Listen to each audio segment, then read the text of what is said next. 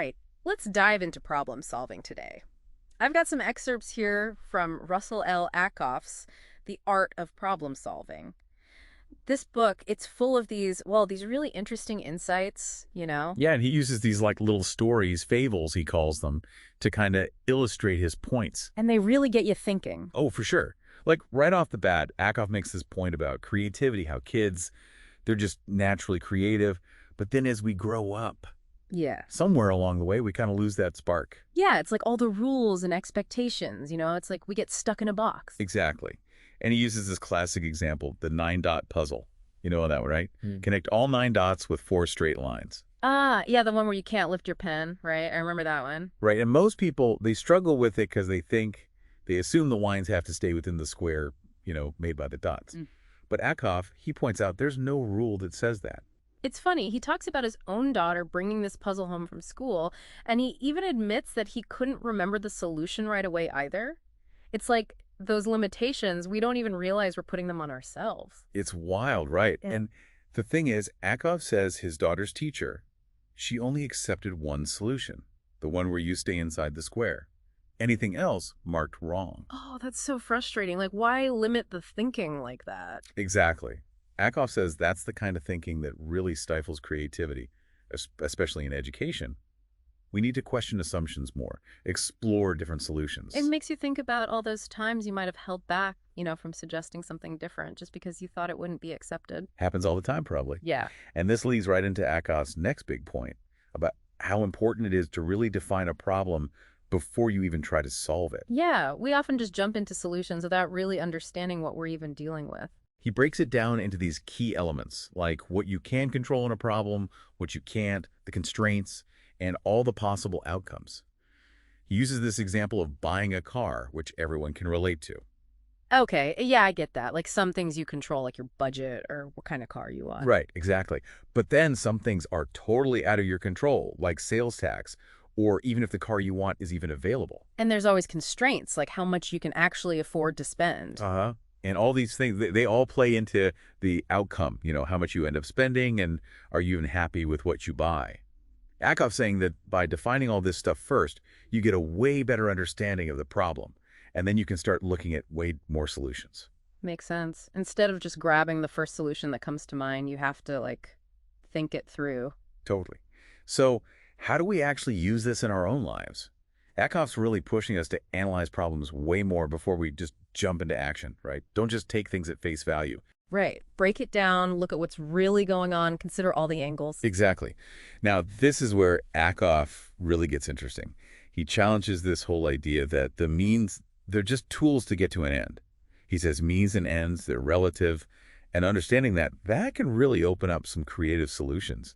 He illustrates it through some of these fables. Oh, yeah, the fables. I love those. Like the one about the executives, those board executives, and a funny thing happened on the way to the factory. Oh, right. Those guys, their company's so successful it practically runs itself, but they're miserable. Totally. They want a challenge, something to make them feel passionate about the business again. And they end up embracing this new technology, not because it's necessarily better or anything, but because it lets them be more hands-on again. They rediscover, the value in the doing.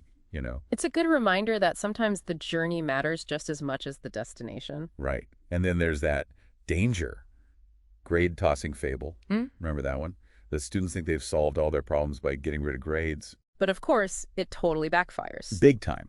They only focused on the end goal, no more grades, but they didn't think about what might happen because of that, or if there were better ways to do it. And then they run into all these new problems they hadn't even thought of.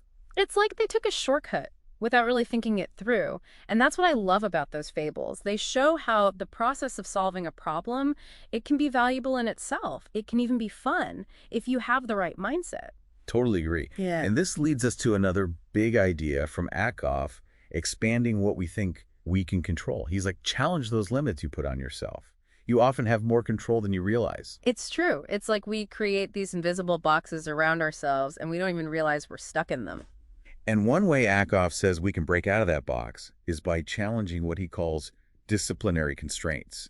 Our education, our jobs, they can actually limit our thinking. We get so used to seeing things one way that we miss all these other possibilities. It's like that saying, if you only have a hammer, everything looks like a nail. Exactly. So Ackoff suggests getting people together from different backgrounds, different perspectives, different expertise. Then you can break free from those old ways of thinking and see things in a whole new light. I love that. It's about recognizing the value in all those different perspectives, right? Exactly. And then, get this, Ackoff says, try turning negatives into positives.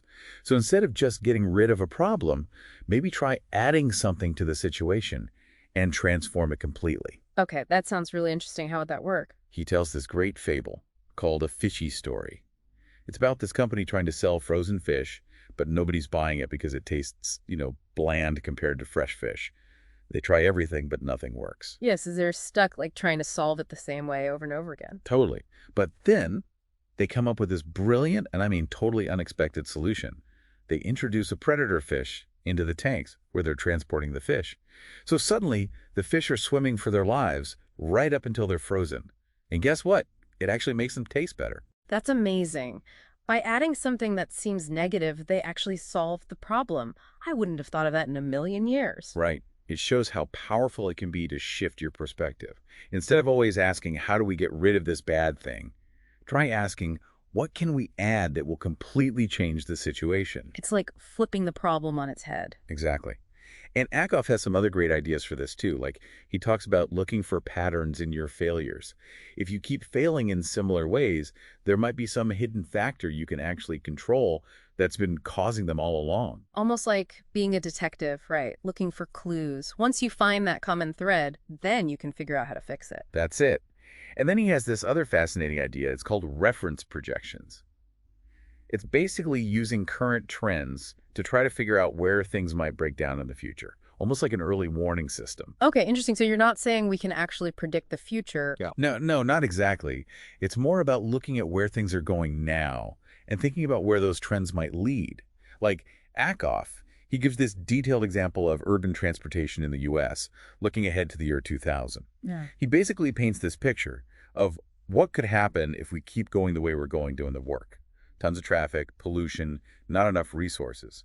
It's scary stuff. But it's not about saying this future is definitely going to happen. It's about saying, hey, if we don't change something, these are the problems we might be facing. Precisely. It's about using that information to make better decisions now. So being proactive instead of reactive. Exactly.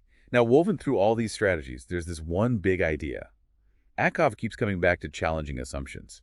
He wants us to question everything, even things that seem obvious. Like, he tells this great story about this mathematician who's presenting a proof, and he confidently declares one step as obvious.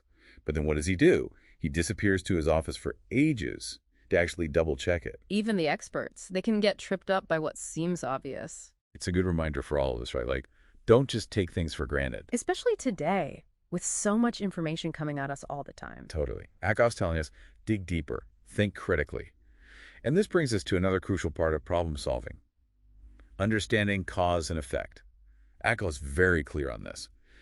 Correlation does not equal causation. Right. Just because two things happen together, it doesn't mean one caused the other. Exactly.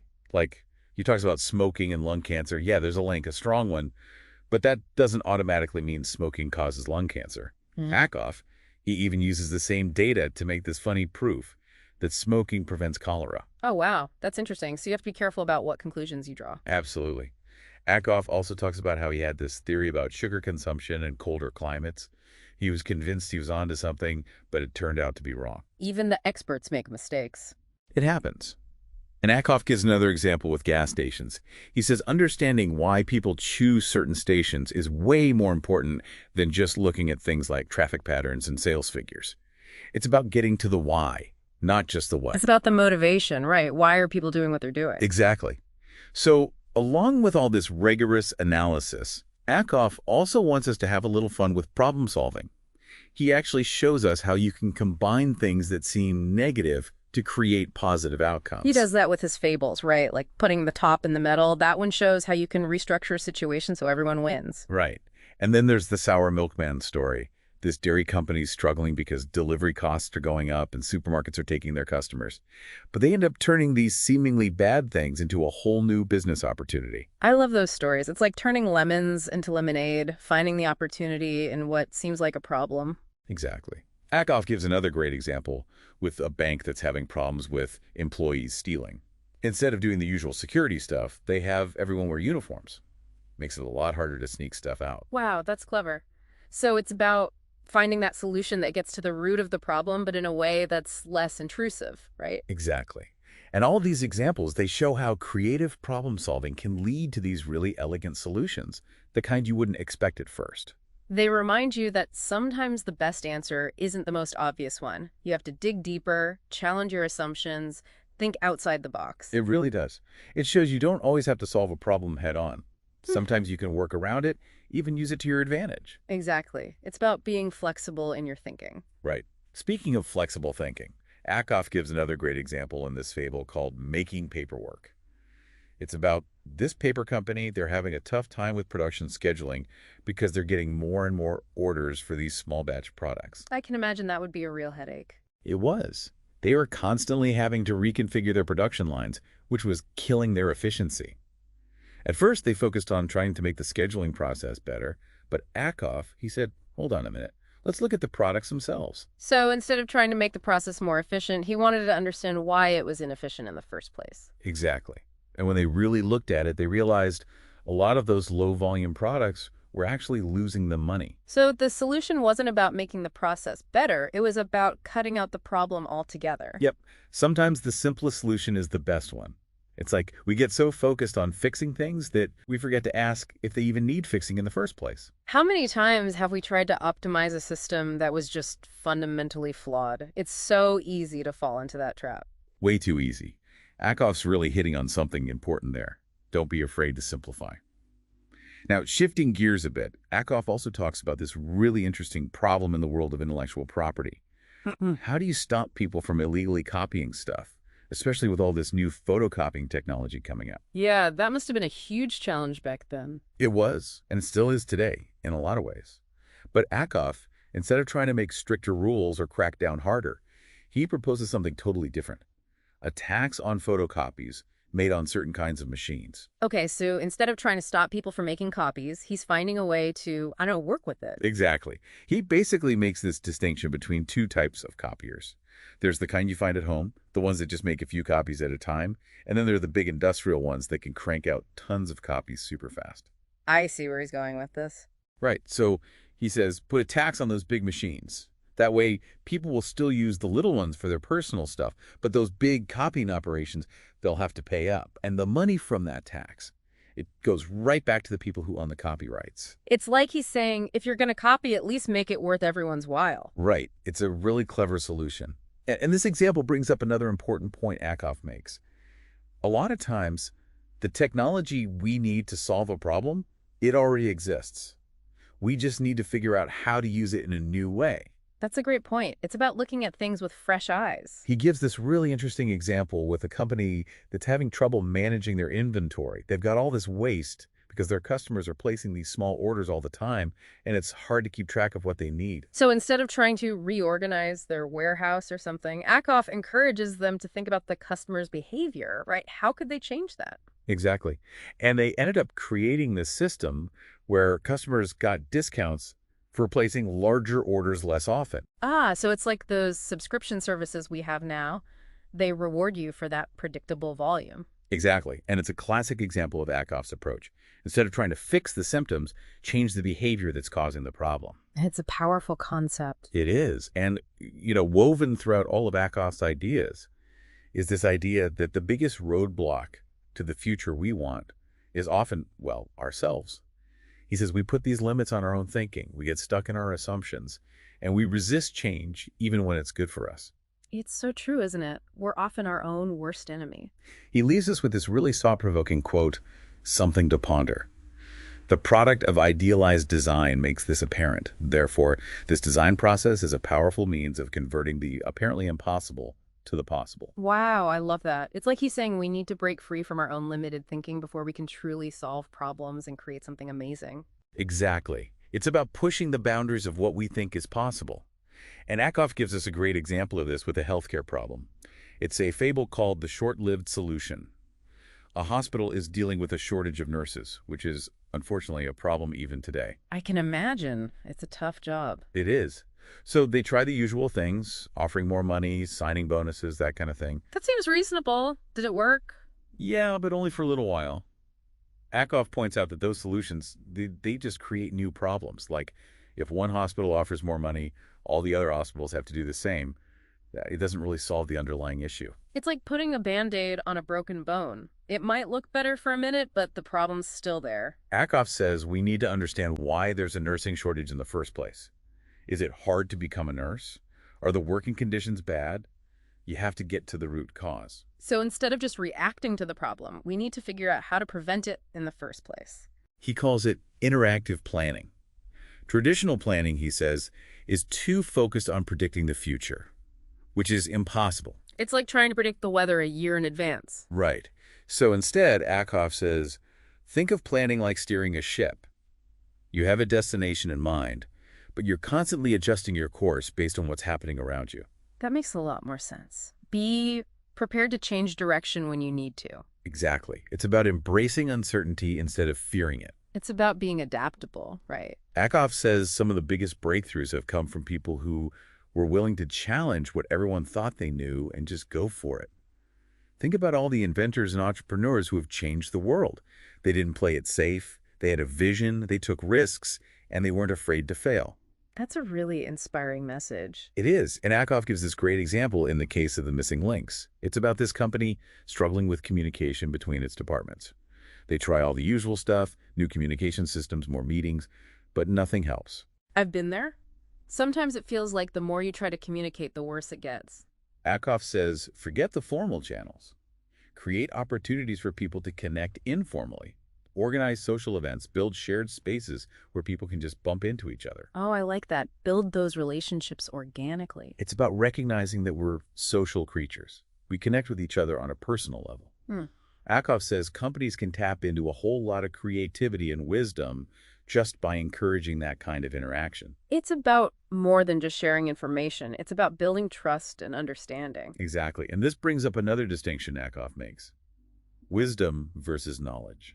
I've always thought those words meant the same thing. What's the difference? Well, Ackoff says knowledge is basically information that's been organized. It's facts, figures, data. But wisdom is different. It's knowing how to use that knowledge to make good decisions. So it's not just about knowing a lot of stuff. It's about knowing how to apply it in the real world. He says we focus too much on getting knowledge and not enough on developing wisdom. It's like having a toolbox full of tools but not knowing how to use any of them. Perfect analogy. Ackoff says we need to cultivate wisdom by thinking about our experiences, considering different points of view, and talking to each other. Makes sense. You can't learn everything from a book. And this leads to another key principle from Ackoff, systems thinking. He says we try to solve problems in isolation without realizing everything's connected. Right? It's like that old saying, you can't change one thing without changing everything. Ackoff says when you're solving a problem, think about how your actions might affect other parts of the system. Take a step back and look at the big picture. He uses this example of a city trying to reduce traffic. They try widening roads, building new highways, but it just makes things worse in the long run. How does that happen? Widening roads might seem like a good solution at first, but it encourages more people to drive. And guess what? More cars mean more traffic. Ah, so it's a short-term fix that creates a long-term problem. Yeah, exactly. Ackoff says a better solution would be to give people other options. Make public transportation better, encourage biking and walking, change the system itself. So instead of just reacting to the problem, we need to think about how we can fundamentally change the way things work. Precisely. And this idea of systems thinking, it's not just for big problems like traffic. You can apply it to anything.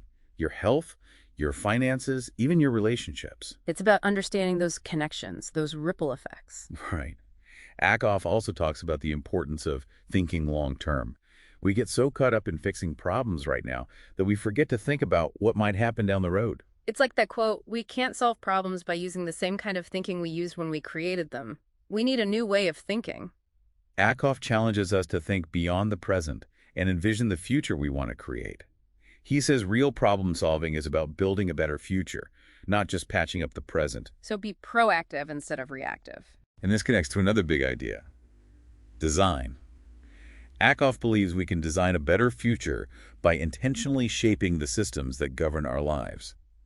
It's not about just letting things happen.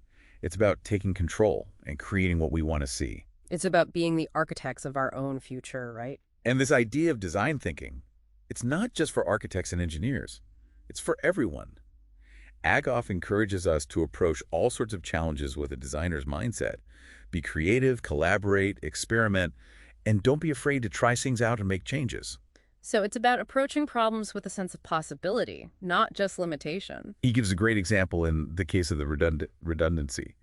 A company is having all these computer crashes, even though they've invested in backup systems. Sounds frustrating, like they're throwing money at the problem without really solving it. Ackoff says, take a step back, figure out why these systems are crashing. Turns out it wasn't a technology problem, it was a people problem. Employees were accidentally making changes that caused conflicts in the system. Ah, so the solution wasn't more technology. It was about understanding how people were using the technology and designing systems that were more user-friendly. Exactly. And Ackoff has them put in checks and balances to prevent those accidental errors. They also trained their employees better so everyone understood how the system worked. It's a great example of how design thinking can be used to solve complex problems. It's not just about making things look pretty or work well. It's about understanding the people who will be using it and making sure it meets their needs. It's about designing for humans, not just for machines. Precisely. And this idea of user-centered design, it's relevant to any field, whether you're designing a product, a service, a process, anything. It's about empathy, right? Putting Yeah. yourself in the shoes of the person who's going to be using this thing. And this brings us to another important point: collaboration. Ackoff, he really emphasizes working together. It seems like a lot of his solutions involve bringing people together to solve problems. He believes that the best solutions rarely come from one person alone. He wants us to break down those silos, embrace different ways of thinking, and work together to solve these complex challenges. It's about recognizing that everyone has something to contribute. Exactly. Ackoff says the best solutions often come from the combined wisdom of a group, not from the brilliance of one individual. He gives this great example in the case of the conflicting objectives. It's about this company that's struggling because its different departments have different goals. Oh, I can see how that would create problems. Everyone's pulling in a different direction. The sales team wants to make as much money as possible, but the production team wants to keep costs down. It's a recipe for disaster. So how do they solve it? Ackoff says they need to get everyone on the same page.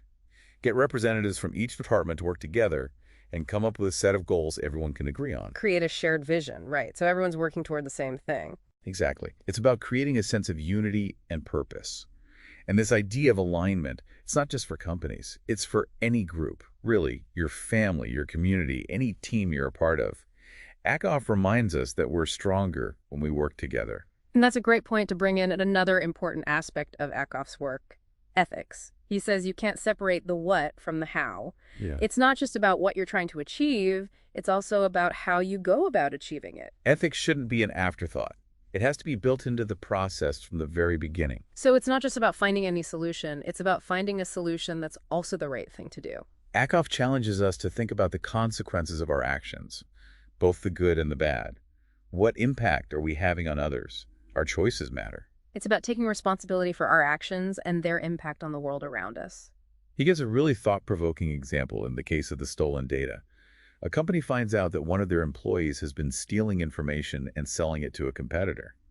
Tough situation. Do they press charges? Do they try to deal with it internally? That's a tough call. And Ackoff doesn't give a simple answer. He wants us to really think about the ethical implications of each option. If they go after the employee legally, it sends a message that stealing data is serious, but it could ruin that person's life. If they handle it internally, maybe they can be more compassionate, but are they sending the message that it's okay to steal? It's a real dilemma. Ackoff reminds us that ethical problems often don't have easy answers. He encourages us to talk openly and honestly, consider different perspectives, and make decisions that align with our values. Do the right thing, even when it's hard. And this ties into another one of Ackoff's ideas: learning from your mistakes. He says mistakes are unavoidable, and they're actually valuable. They're opportunities to learn and grow.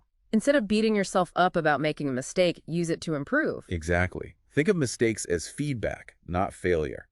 He tells the story in the case of the failed product launch.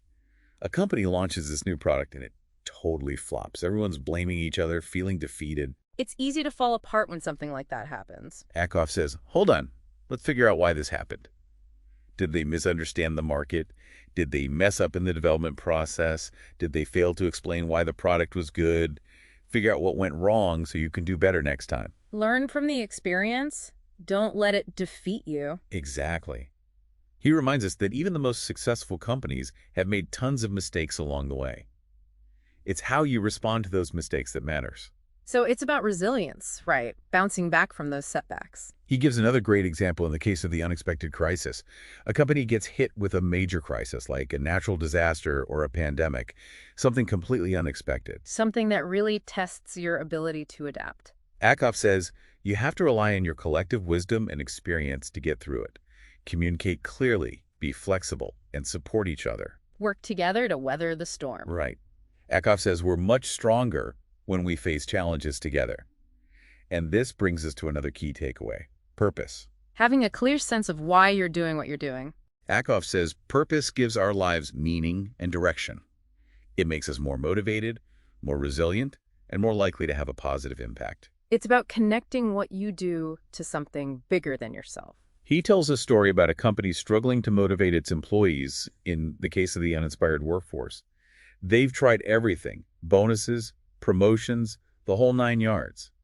But nothing works. Sounds like they're missing that spark. Ackoff says they need to find a way to connect their work to a greater good. How does their work make the world a better place? Are they providing something essential, creating jobs, supporting the community? Help them see the bigger picture. Exactly. Ackoff reminds us that work can be more than just a job. It can be a way to make a real difference in the world. That's a powerful message. It is. And, one of the big things that runs through all of Ackoff's work is the need for a completely different way of thinking about problem solving. He says we need to move away from that old linear step-by-step approach and embrace a more holistic, systemic view. Look at the whole picture, not just the individual pieces. Exactly. Embrace complexity, think creatively, and work together. It's not about finding the one right answer. It's about finding multiple solutions that work together. And this brings us to one of Ackoff's most interesting ideas, idealized design. He says, imagine the perfect solution to a problem without worrying about any limitations or constraints. It's like, dream big, right? What would the ideal world look like? Ackoff says this process of idealized design can help us break free from old ways of thinking and come up with truly innovative solutions. Instead of asking what is, ask what could be. And this brings us to another key takeaway, optimism. Ackoff believed that pessimism is a self-fulfilling prophecy. If you believe things can't get better, they won't. But if you believe in a better future, you're more likely to create it. It's about having hope, having faith in ourselves, and our ability to make a difference. Ackoff reminds us that all problems are ultimately human problems. They're created by humans, and they need to be solved by humans. Technology and systems, they're only as good as the people who design and use them. So we need to focus on developing our human capabilities. Creativity, empathy, communication, collaboration. Those are the keys to solving the challenges we face. And that brings us to another important principle, continuous learning. Ackoff believed that learning is a lifelong journey. We should always be curious, always seeking out new knowledge and perspective. Never stop learning, never stop growing. Exactly. Read widely, talk to people, be open to new ideas and experiences. The more we learn, the better equipped we'll be to solve problems and build a better future. It's about always expanding your horizons, challenging your assumptions. And Ackoff also emphasized the importance of action. It's not enough to just think about things. You have to actually do something. Turn those ideas into reality. He was a big believer in taking risks, experimenting, and implementing your ideas. Don't be afraid to fail, right? That's how we learn and grow. Exactly. Ackoff reminds us that we all have the power to make a difference, but we have to be willing to take action. It's a great reminder that we have so much potential, both individually and collectively. And Ackoff gives us a roadmap for how to tap into that potential. So as we wrap up our deep dive into his art of problem solving, what are some key things our listeners can take away and use in their own lives? We've covered a lot. Yeah, where do we even begin? Ackoff gives us so many tools and strategies. Well, first, when you hit a snag, really define the problem. Don't just jump in. Think about those elements Ackoff talks about. What can you control? What are the limits? What might happen? And don't forget, question those assumptions. What seems obvious might not be the whole picture. Ackoff's all about thinking outside that box, being open to those solutions that surprise you. And remember, the whole process of figuring things out, it can be a good thing, even fun, if you approach it the right way. Embrace those challenges, be curious, try things out, and don't let those setbacks get you down. It's all about learning and growing from those experiences, right? Like Ackoff says, those failures, they can be some of our best teachers. Absolutely. So as you're facing your own challenges out there, think about Ackoff's words. Don't take the problem at face value. Dig deeper, look at all the angles, and be open to the unexpected. You might just amaze yourself with what you can achieve. I think that's a great note to end on. It's about believing in ourselves, in our ability to solve problems and make the world a better place. And remembering that we don't have to do it alone, reach out to others, work together, and tap into that collective wisdom. Because together we can accomplish amazing things.